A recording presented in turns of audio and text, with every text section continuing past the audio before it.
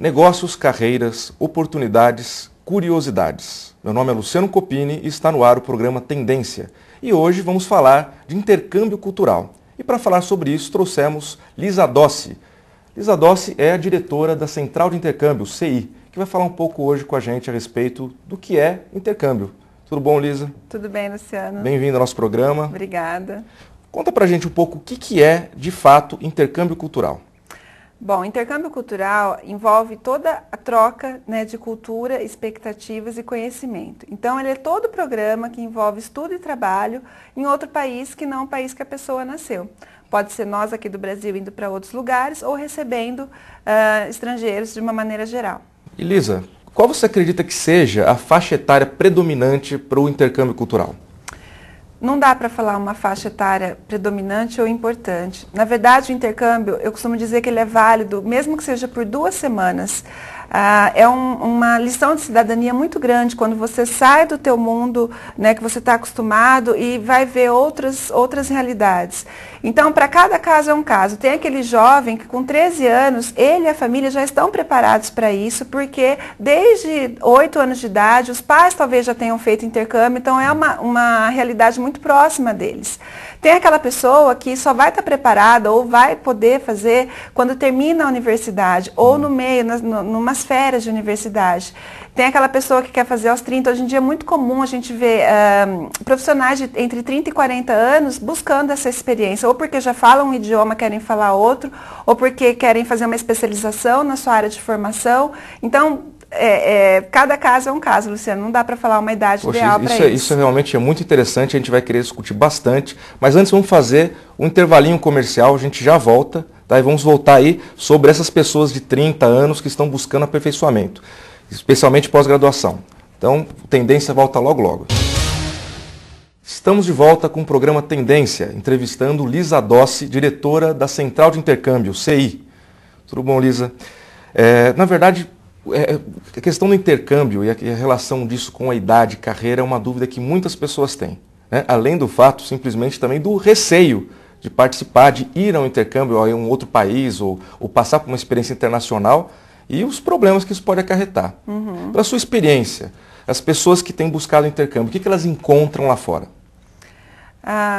Bom, depende muito do perfil que ela tem aqui antes, né? Então, a gente tem, vamos começar das primeiras idades. Aquele jovem de 13, 14 anos, o que ele busca? Ele busca um programa de férias, onde ele pode melhorar o inglês dele, conhecer país. Então, a expectativa do conhecimento do novo é a maior de todas. Né, ver como que funciona uma família no exterior. Muitos deles preferem ficar em casa de família, ou também tem a residência estudantil, que na verdade são hotéis, né, pequenos hotéis só para estudantes, mas para essa idade, só quando eles vão em grupo, com guia e tudo mais. Uma pergunta, Lisa, os pais, por exemplo, que estão pensando em colocar os filhos no intercâmbio cultural, qual seria a vantagem de ficar numa casa de família e qual seria a vantagem de ficar, por exemplo, num alojamento dentro de uma universidade, por exemplo? Na casa de família existe uma troca cultural maior. As famílias, se elas não forem nativas do país, vamos pegar, por exemplo, a Inglaterra ou os Estados Unidos. Se não é uma família inglesa ou americana, é uma família que já está nesse país, né, cidadã há muito tempo. O Canadá, por exemplo, que é um país muito solicitado para intercâmbio pelo investimento, pela qualidade de vida, pela qualidade das escolas, pelo câmbio do dólar canadense. Muitas famílias não são canadenses, porque ele é um país de miscigenação. E por isso que até é um sucesso o programa lá, porque as famílias estão acostumadas, né, com estrangeiros, porque o país foi formado dessa forma. Então, existe uma troca cultural grande, mesmo que a família não seja canadense, mas já está lá há um tempo, tem os costumes canadenses, e esse jovem brasileiro que vai para lá vê isso de perto.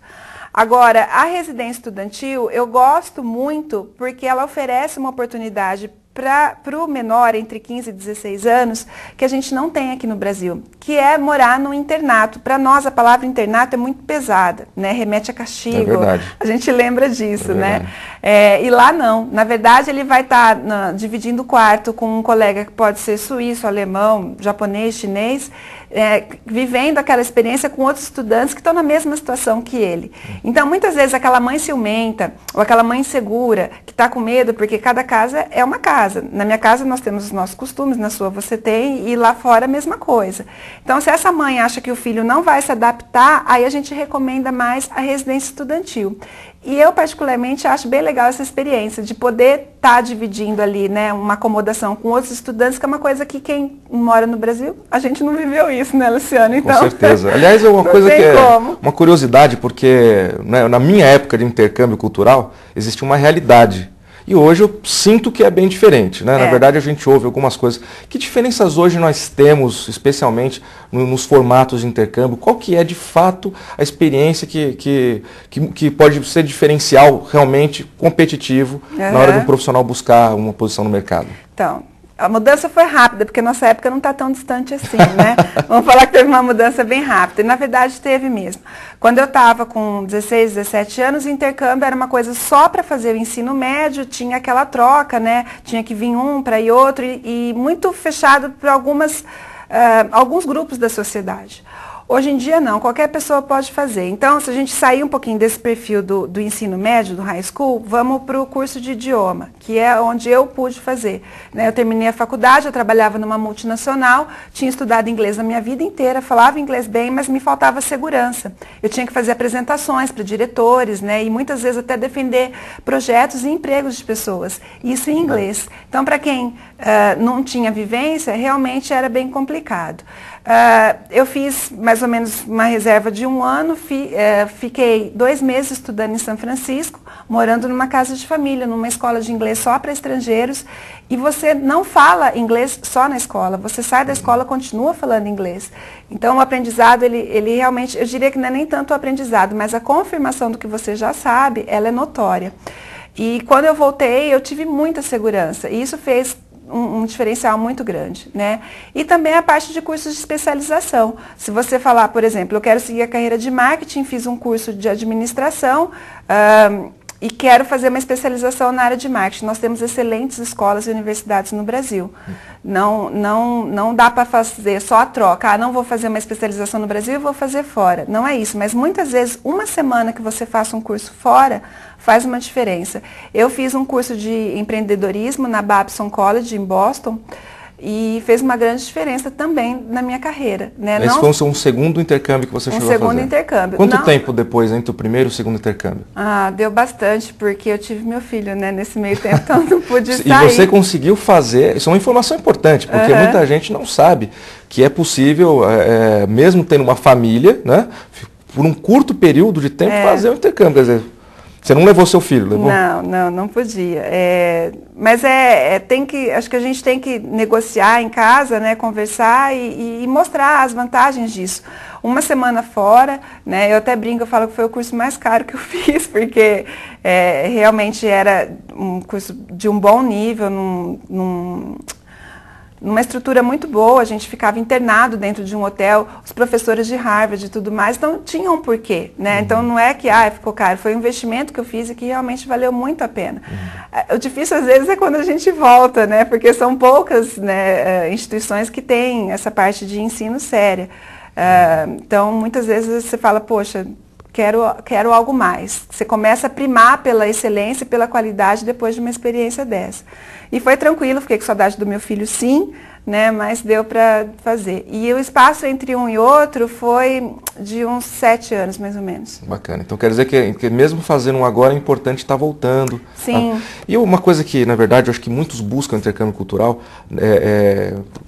lógico, temos que considerar a questão de experiência de vida, mas a maioria fica curioso de saber, será que quando eu voltar vai ser diferente? Será que realmente vão me valorizar? Será que isso vai ser o que eu precisava para conseguir aquele emprego naquela multinacional? Né? Para eu conseguir. Eu pergunto isso até por conta de ser hoje consultor de empresas e, de fato, saber que o mercado prioriza pessoas que passam pela vivência, não só pelo idioma. Né, porque o idioma em si, muitos podem adquirir. Sim, aqui. Né, sem sair do Brasil, né, ainda mais com os recursos que nós temos. Mas essa experiência lá fora. O que você sentiu de fato quando você voltou